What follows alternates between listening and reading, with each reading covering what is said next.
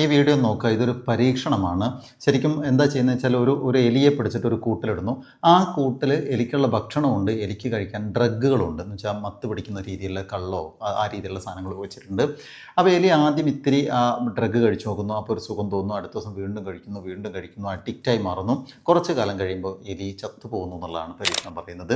പക്ഷേ ശേഷം വേറൊരു പരീക്ഷണം നടത്തേണ്ടത്, അതാണ് നമ്മളൊക്കെ മനസ്സിലാക്കേണ്ടത്.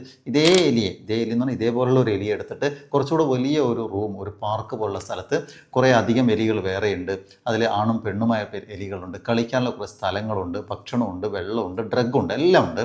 അങ്ങനെയുള്ള സ്ഥലത്ത് സത്യത്തിൽ ആ എലി ഡ്രഗിലേക്ക് പോകുന്ന പോലുമില്ല. എലി മറ്റ് എലികളുമായിട്ട് കളിക്കുന്നുണ്ട്, പിന്നെ അവിടെയുള്ള സാധനങ്ങളുമായിട്ട് കളിക്കുന്നുണ്ട്, ഭക്ഷണം കഴിക്കുന്നുണ്ട്, ഫീമെയിലുമായിട്ട് മേറ്റ് ചെയ്യുന്നുണ്ട്, ഫീമെയിലാണെങ്കിൽ മെയിലുമായിട്ട് മേറ്റ് ചെയ്യുന്നുണ്ട്, എല്ലാ കാര്യങ്ങളും നടക്കുന്നുണ്ട്.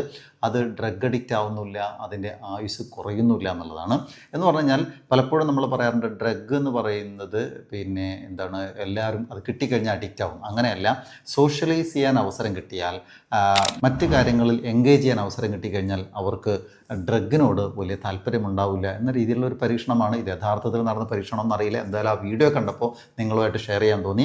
ആളുകൾക്ക് ഏതെങ്കിലും ഒരു പ്രത്യേക അഡിക്ഷൻ വരുന്നുണ്ടെങ്കിൽ അതിൽ നിന്ന് മാറാനുള്ള വഴി എന്ന് പറയുന്നത് നിങ്ങൾ കുറച്ചുകൂടെ സോഷ്യലൈസ് ചെയ്യപ്പെടുക എന്നുള്ളതാണ്. കുറച്ചുകൂടെ പോസിറ്റീവായിട്ട് പുറമെ ആളുകളുമായിട്ട് മിങ്കിൾ ചെയ്യുക.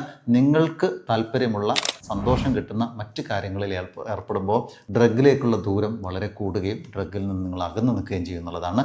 B practical in your life.